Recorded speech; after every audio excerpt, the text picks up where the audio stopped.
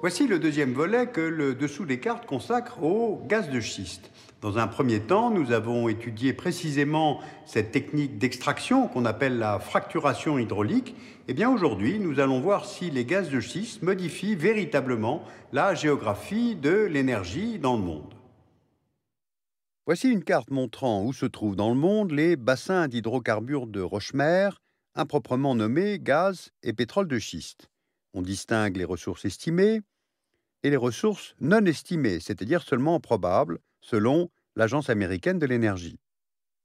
Aujourd'hui, il n'y a dans le monde que les États-Unis qui exploitent les gaz de schiste à grande échelle, et ce depuis une dizaine d'années. Ce pays aurait les quatrièmes plus grandes ressources techniquement récupérables de gaz de schiste au monde, avec 18 800 milliards de mètres cubes. Donc allons voir de plus près. Voici les bassins d'hydrocarbures. Voici maintenant les principales zones d'extraction. Et parmi elles, on distingue, au Texas, Barnett et Eagle Ford, qui s'étend jusqu'au Mexique, entre le Texas et la Louisiane, Haynesville, entre la Pennsylvanie, l'Ohio, la Virginie occidentale et l'État de New York, Marcellus, dans l'Arkansas, Fayetteville, et dans l'Oklahoma, Woodford. La production de gaz de schiste a commencé aux États-Unis au début des années 2000, avec la maîtrise des techniques d'extraction. Et ce graphique montre que la production américaine a décollé au milieu de la décennie. Et aujourd'hui, plus de 200 000 puits de gaz de schiste seraient exploités, fournissant un tiers de la production américaine de gaz naturel. Alors cette production massive a entraîné la chute des prix du gaz sur le marché intérieur américain. En 2008, on était à 8,8 dollars par million de BTU, et début 2014, on était passé à 4,5 dollars. Alors, de cela, plusieurs conséquences. Les États-Unis ont amélioré leur sécurité d'approvisionnement énergétique. L'utilisation du gaz de schiste a contribué à réduire les émissions de dioxyde de carbone dans le pays. Avantage économique également, car il permet d'améliorer la compétitivité des industries américaines, très énergivores, par exemple dans la production d'engrais ou la fabrication d'aluminium. Et enfin, création de nouveaux emplois dans le secteur de l'extraction et dans l'industrie chimique. En somme, on le voit, tout serait pour le mieux. Sauf que l'impact économique est en fait assez local, sectoriel, et les gisements les plus rentables s'épuisent déjà. Et on a vu dans un premier volet les inconvénients majeurs liés tant à la fracturation hydraulique qu'aux émissions de méthane libérées par les gaz de schiste. D'ailleurs, on note que certains États américains sont restés en retrait. Les États de New York, de la Caroline du Nord, du Maryland ont décidé d'un moratoire sur toute exploitation. L'État du Vermont, en 2012, a totalement interdit la fracturation hydraulique. Et dans les États qui l'autorisent, qui sont en vert là sur la carte, il existe parfois à l'échelle locale des interdictions ou des moratoires. Et certains analystes, voyant à plus long terme, soulignent qu'avec cette exploitation, les États-Unis en fait pourraient prendre 10 ans de retard sur la question de la transition énergétique. Alors maintenant, allons voir ce qui se passe en Europe. En fait, on connaît mal l'état réel des ressources en gaz de schiste de l'Union européenne. Une des rares estimations est celle de l'Agence américaine de l'énergie. Les ressources techniquement récupérables s'élèveraient à 13 366 milliards de mètres cubes dans les 10 pays que vous voyez là sur la carte. Les plus gros détenteurs seraient la Pologne, avec 4 200 milliards de mètres cubes, et la France, avec 3 900 milliards de mètres cubes. Mais les politiques énergétiques ne sont pas communautarisées dans l'Union européenne, et donc chaque pays membre a pu décider d'exploiter, d'attendre ou d'interdire. Donc allons voir dans le détail. Parmi les pays qui ont ouvert la voie à l'exploration, on trouve la Pologne, où la première extraction à titre expérimental a eu lieu en juillet 2013 et où l'exploitation commerciale pourrait commencer en 2015. Mais les ressources réelles s'avèrent en fait moins élevées que les estimations de l'Agence américaine de l'énergie, et plusieurs groupes internationaux ont déjà mis fin à leur exploration dans le pays. Ensuite, la Roumanie, elle détient le troisième potentiel de l'Union européenne. Elle a levé son moratoire sur la fracturation hydraulique en janvier 2013. Plusieurs permis d'exploration ont été délivrés, notamment à l'américain Chevron, et la première extraction à titre expérimental a eu lieu en avril 2014. Le Danemark, avec le quatrième potentiel de l'Union, envisage des tests de fracturation hydraulique en 2014, mais en voyant le gaz de schiste comme une énergie de transition, puisque le pays vise une production électrique 100% renouvelable à l'horizon 2050.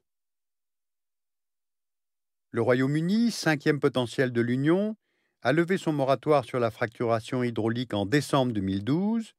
Le groupe Total a d'ailleurs annoncé en janvier 2014 le lancement d'un programme de forage dans la région des East Midlands, devenant ainsi le premier groupe pétrolier international à investir dans le gaz de schiste britannique.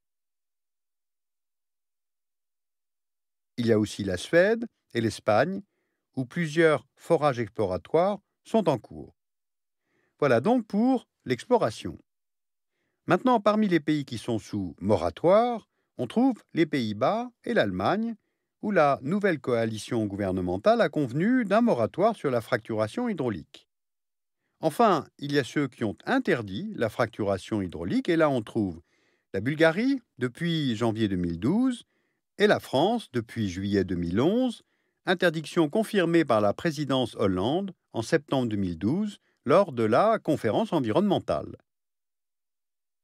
Donc on le comprend, au sein de l'Union européenne, la décision d'explorer et d'exploiter ou pas le gaz de schiste relève de la prérogative des États. Et l'Union, de toute façon, est très divisée sur la question.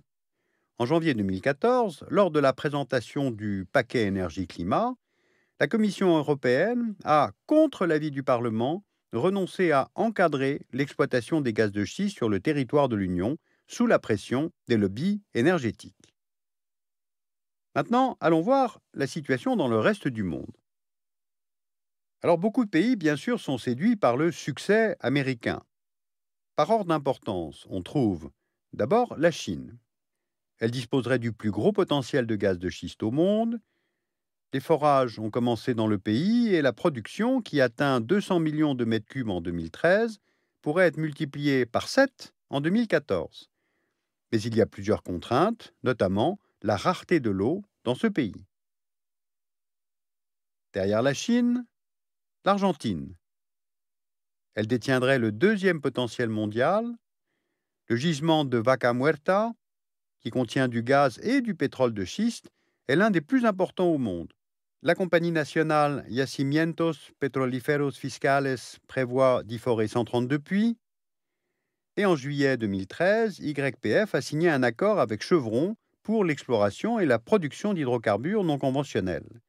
Cristina Kirchner, présidente de l'Argentine, estime que cet accord va non seulement permettre au pays de devenir autosuffisant, mais sans doute aussi de devenir exportateur d'hydrocarbures d'ici 2020. L'Algérie, déjà producteur majeur de gaz naturel, détiendrait le troisième potentiel mondial.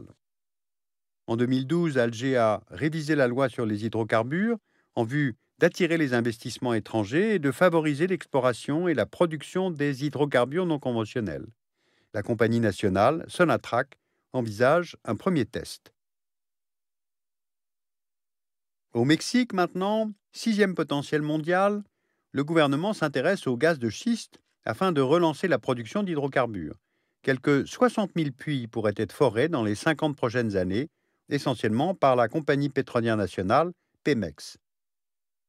Septième potentiel mondial, l'Australie, où les prospections ont commencé, et en 2012, la compagnie nationale Santos a annoncé qu'une première production avait eu lieu. Et puis enfin, il faut citer aussi le Canada, qui en fait exploite le gaz de schiste depuis le 19e siècle et où la production atteint 2 milliards de mètres cubes en 2012. Et selon l'Agence internationale de l'énergie, les États-Unis pourraient devenir exportateurs nets de gaz d'ici 2020. Alors dans ce cas-là, les choses se dessinent déjà ainsi. Regardez sur le golfe du Mexique, en Louisiane, à la frontière avec le Texas, le terminal gazier de Sabine Pass. Il a été inauguré en 2008, servant initialement pour regazéifier le gaz naturel liquéfié, le GNL, importé aux États-Unis. Il est détenu par le groupe Cheniere Energy Partners, qui aujourd'hui inverse la tendance pour transformer ce terminal pour l'exportation de GNL à base de gaz de schiste. En 2013, un premier contrat d'achat a été signé entre Cheniere et l'opérateur gazier britannique Centrica sur 20 ans à compter de 2018, ce qui veut dire qu'à l'avenir, le gaz de schiste extrait aux États-Unis pourrait traverser l'Atlantique sous forme liquéfiée à bord de méthaniers géants. Or, la Russie redoute justement ces exportations américaines de GNL vers le marché européen, puisqu'elle fournit 24% du gaz importé par l'Union, qui transite par les gazoducs Nord Stream et Yamal Europe, que vous voyez là sur la carte. Alors, les exportations américaines pourraient également changer la donne sur le marché asiatique. Le Japon est le premier importateur mondial de GNL et il paye son gaz 4 fois plus cher au Qatar. Donc Tokyo pourrait parfaitement être en position de changer de fournisseur. Alors ce succès américain dont on vient de parler est-il transposable en Europe? Eh bien non, d'une part parce que la composition géologique des sols est différente et donc l'extraction est plus compliquée en Europe. Deuxièmement, les ressources sont moins abondantes, donc les investissements qui sont considérables seront moins rentables. Et puis les territoires sont plus urbanisés, donc ils sont plus exigus. Et puis dernière chose, le droit minier aux États-Unis est tout à fait différent du droit minier en Europe. Un Américain qui est propriétaire de son terrain est également propriétaire de son sous-sol. Il peut donc parfaitement décider de mettre en location pour l'exploitation de son gisement de gaz de schiste. Alors sur cette question complexe des gaz de schiste, vous pouvez lire utilement la revue Questions internationales de février 2014, Énergie, les nouvelles frontières.